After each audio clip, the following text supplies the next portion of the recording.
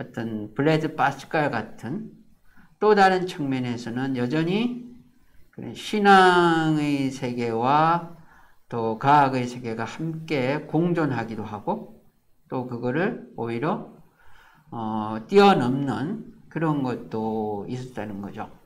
이게 이제 결국에는 이제 18세기에 들어가면 프랑스, 또 영국, 독일에서 흔히 인라이트먼트라고 하는 계몽주의 사상의 한 그런 뿌리가 되는 겁니다. 그래서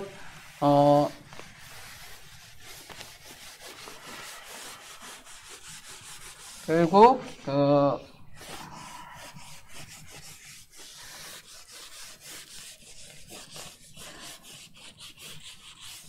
이번 강의에서는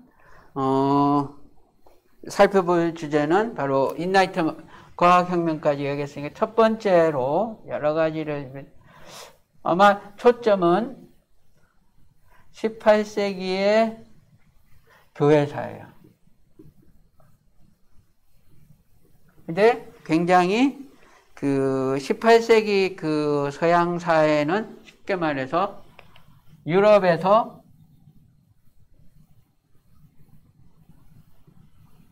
글로벌해져요.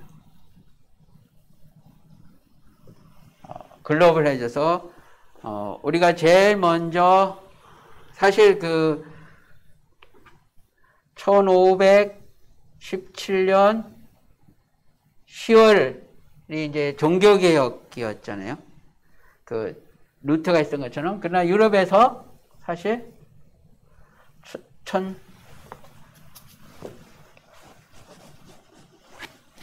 1730년, 1740년은 사실은 그 우리가 다음 주 살펴보면 굉장히 그 종교개혁기만큼이나 유명하고 또 중요한 시기예요.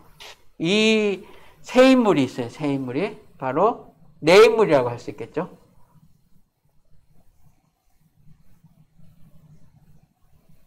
웨슬리 형제, 존과 찰스, 그리고 조지 위트필드, 또 조나단 에드워드. 이 1730년, 1740년이 굉장히 그 중요하고 사실은 오늘날 우리하고까지 연결되는 시기이긴 하죠. 이 시기에 일어났던 게 첫 1차 대각성 운동이죠. The Great Awakening. 1730년 주로 미국의 마사추세츠의 노댐턴이라는 곳에서 일어났던 이것과 또 하나는 그 조지 위트, 또 그리고 우리가 이때까지 살펴봤지만 이때까지 우리가 본 거는 장로교의 시작, 루터교의 시작, 그리고 침례교의 시작을 봤었죠. 영국을 이야기한 베프티스트들. 이제 메소디즘이라고 하는,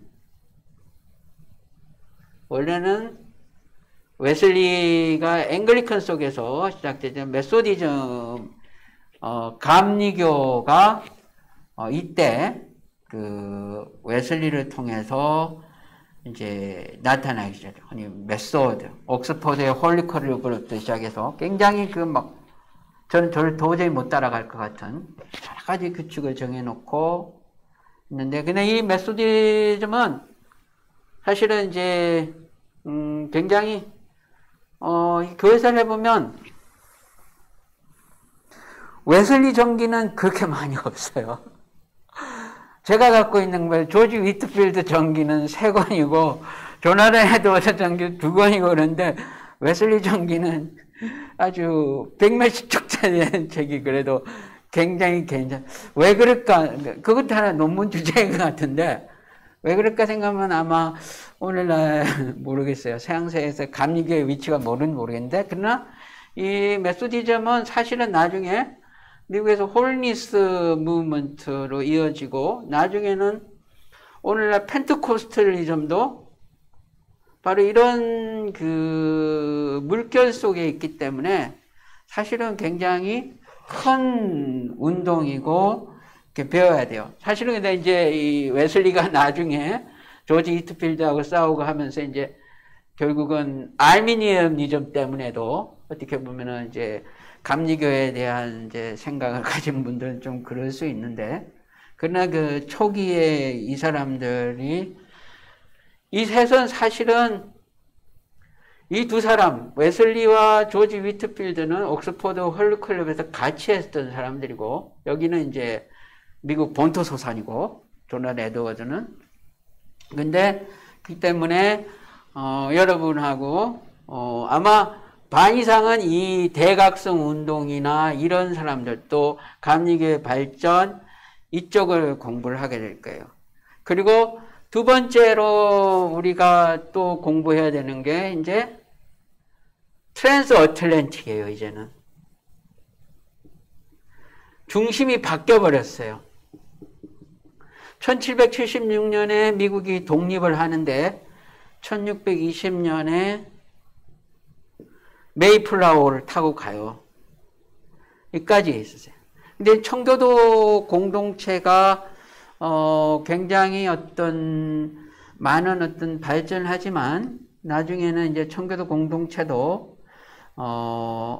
먼저 그건 논쟁이 있어요. 청교도 공동체가 지금까지 어떤 그 퓨리터니즘이 끝까지 살아있다고, 우리 특강하시던 교수님도 퓨리터니즘 굉장히 강조하셨는데, 그런 사람도 있지만, 또 한편으로는 이런 나중에 이제 그런 것들이 잘 안 되고, 나중에 가면 결국 17세기, 18세기 초에 가면 이제 마사추세츠에서 시작해서 끝까지 조지아까지 이르는 과정에서의 그런 그 대각성 운동이라든가, 그리고 또 이제 이쪽은 유럽에서는 굉장히 그 뭐라 그럴까,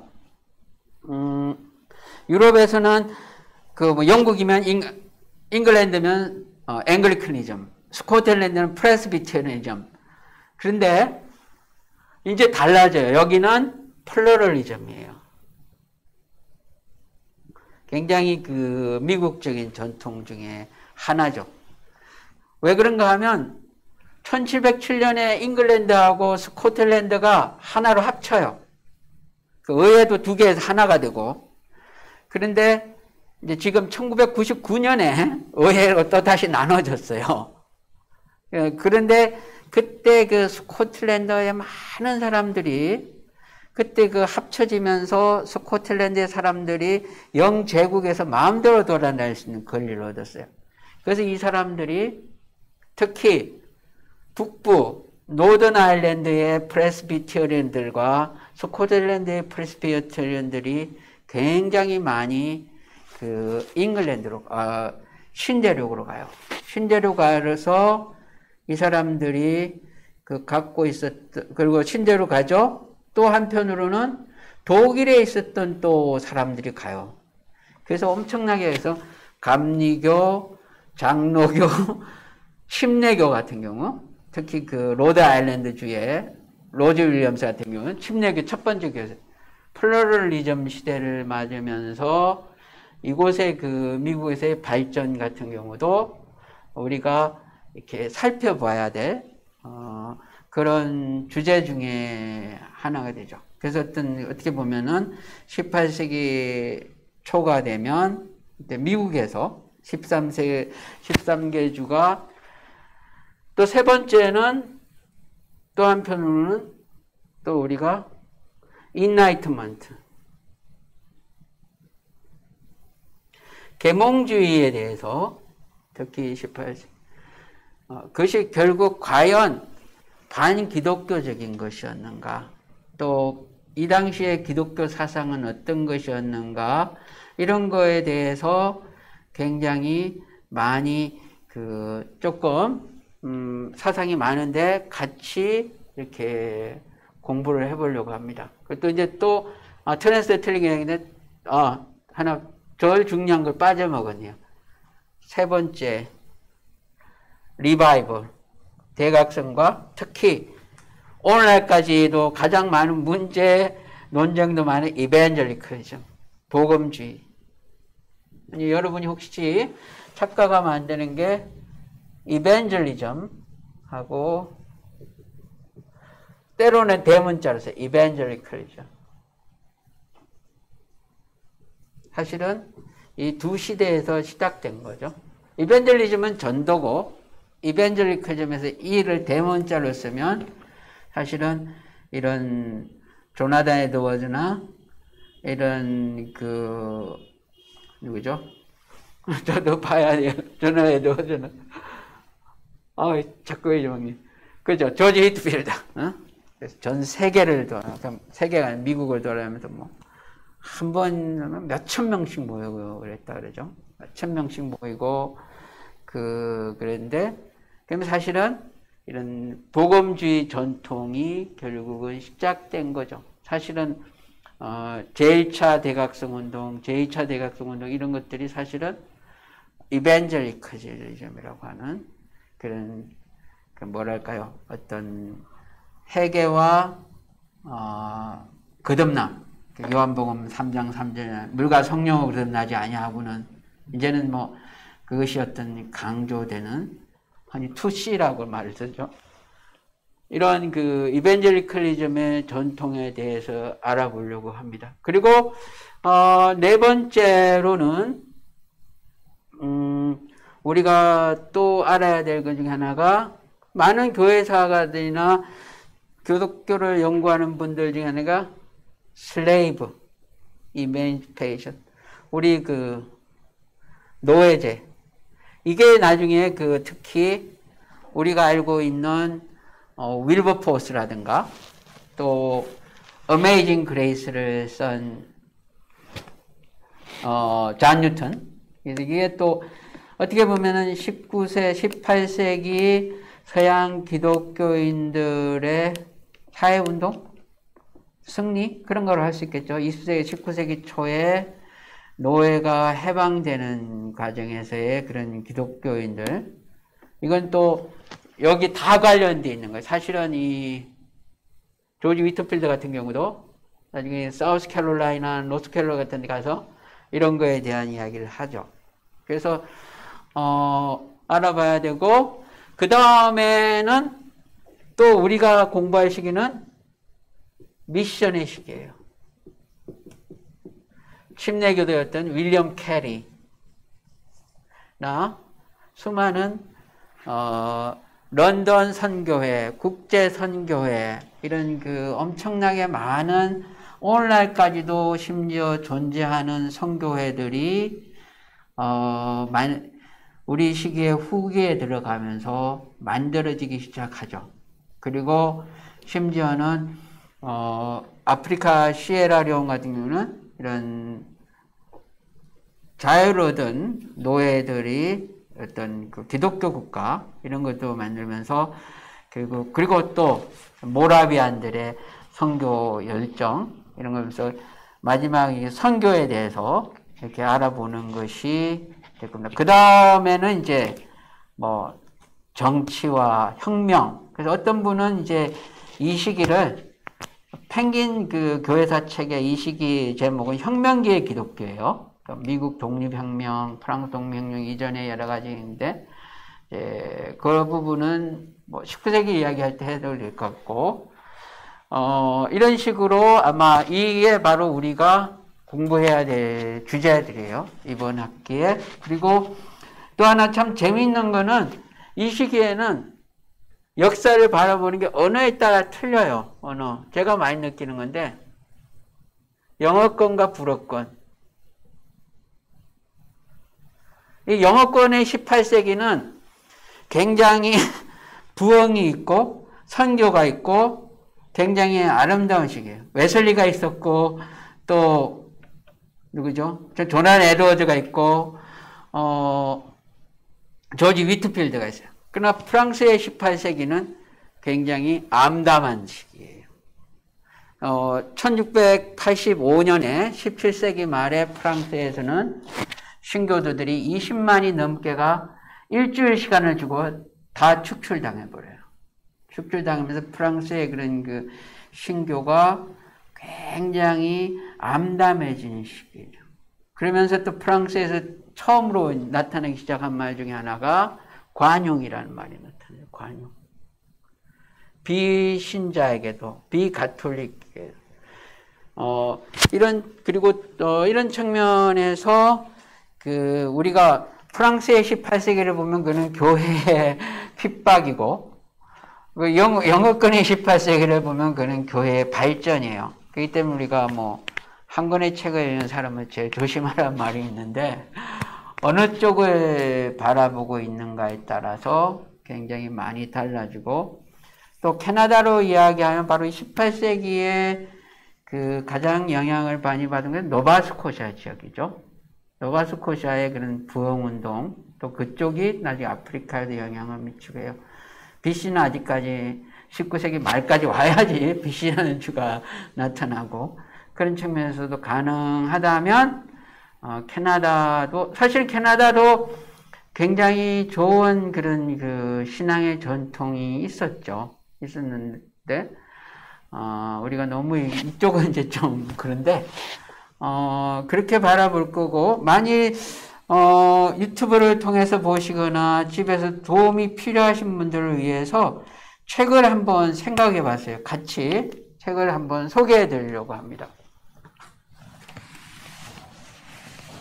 첫 번째는 한글로 쓰인 책이에요.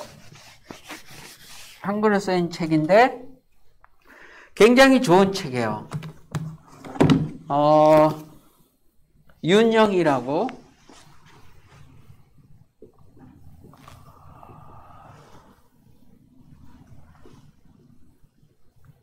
지금 혁명의 시대와 그리스도교.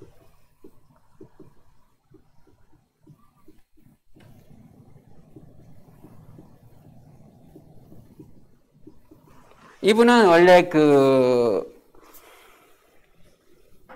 홍성사에서 믿음의 책 만들고 그러는 곳이죠.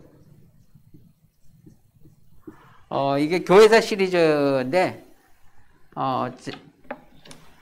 다 나오지 않은 것 같아요. 종교개혁편인가 뭔가 이제 사려고 봤는데 못 샀어요. 근데 혁명의 시대와 그리스도교인데 이분은 19세기까지의 서양의 역사와 또 이 기독교의 역사를 아주 잘 설명을 하고 있고, 누구나 읽어도 다 설명이 이렇게 이해할 수 있는 좋은 책이에요. 그래서 여러분이 이 책을 한번 꼭 읽어보시면, 저도 강의 때 혹시 필요한 부분이 있으면 읽어보도록 하겠습니다. 굉장히 제가 이 출판사하고 관련이 있는 건 절대 없고요.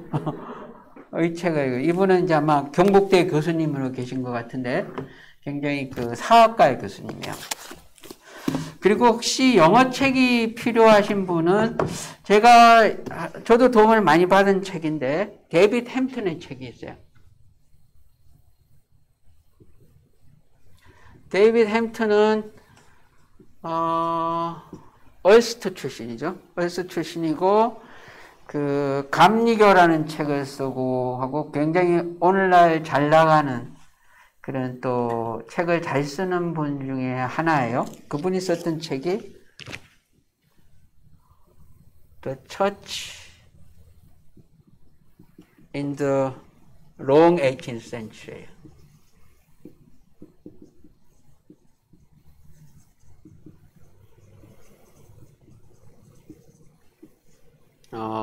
이거는 아마 아이비 토리스의 그런 교회사 시리즈 중에 한 권이죠.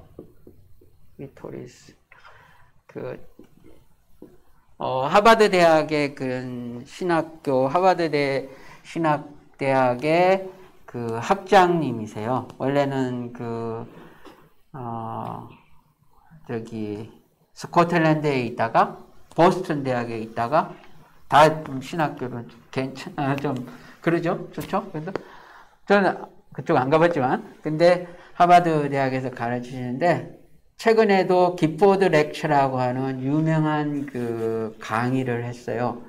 그 강의도 굉장히 유튜브에 다니는데 가능하면 이거를 듣고 한번 그대로 영어로 옮겨서 숙제를 시켜볼까 그런 생각까지 하고 있어요. 있는데 읽어보시면 특히 뒤에 있는 3, 4챕터를 읽어보면 굉장히 도움이 많이 돼요. 계몽주의가 뭔가, 또 그것이 꼭 반기독교적이었는가, 또 부흥의 뭔가, 왜냐하면 이분은 알 와드라고 하는, 레지날드 와드라고 하는 사람이 제자예요. 굉장히 프로테스턴트 무슨 리바이벌 어웨이크닝?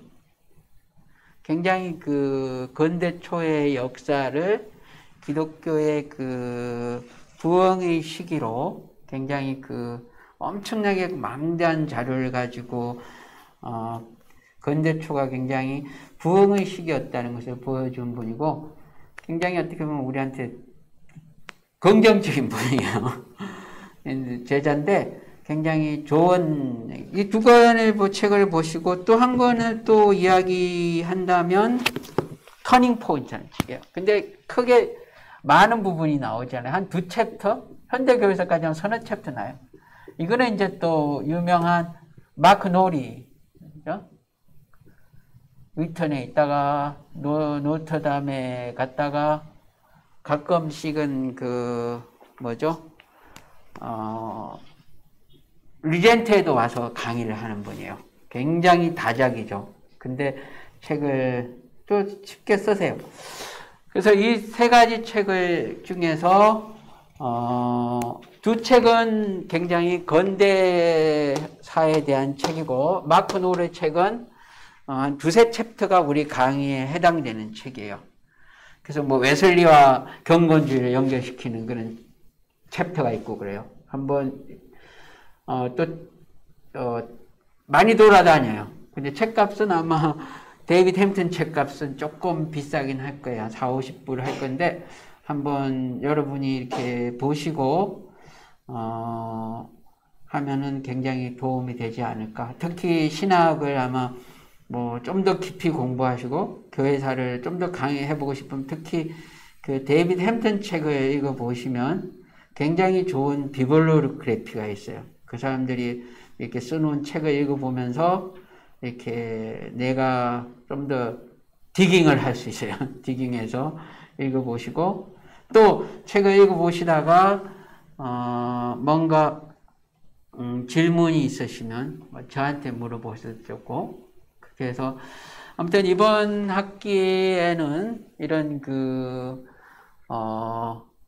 아까도 말했던 첫 번째, 그러니까 조금 더 이제 중심이 이제 그 근대의 어떤 첫 번째가 그런 부흥 운동, 또 이벤젤리컬리즘, 또 글로벌 크리스티니티와 또 하나는 특히 대각성 운동, 새 인물에 대해서도 살펴보기를 끄고, 또 하나는 선교, 이런 거에 대해서 한번 역사, 이렇게, 그러면서 또, 계몽주의와 기독교, 이런 데 대해서도 살펴보려고 합니다.